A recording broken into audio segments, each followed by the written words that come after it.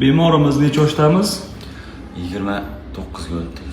Mana qarang, menga 1 yildan beri kelib boshladinglar. Mana bugun ro'parasi 1 yildan ham ozgina oshdi. Menga xuruj bilan kelganingiz 1 yildan oldin. Xo'p, 4-5 ta vrachga boruvdingiz. Nima deb aytgan sizlarga oldin? O'sha 4-5 ta vrach hammasi o'zining fikrini aytgan, bir xilga o'sha operatsiya yo'lini tavsiya qilgan.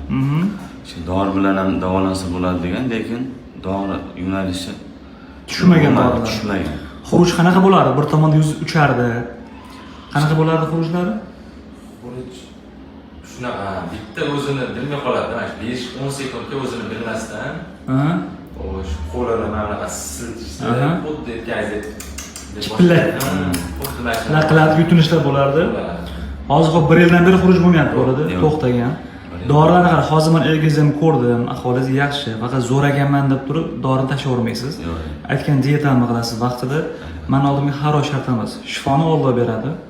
Bandani bilimi tufayli zo'rib qolmaydi u. Agar Xudo xohlamaganda yaxshi bo'lmasdingiz. Faqat banda sababchi bo'ladi. Xo'p, dorilardan davom etamiz, lechinani. Bu siz aytgan narsa bu oralniy avtomatizm degani bu. Sizda hozir fakalniy preparatga hushni to'liq yo'qotmasdan namoyon bo'lish shunaqa avtomatizm turi bor. Buni 4-5 xil dorisi bor. Shuni hozir ikkitasini ichgansiz, bittasini kamaytirib boshladim. Ahvoli yomon emas, yaxshi hozir.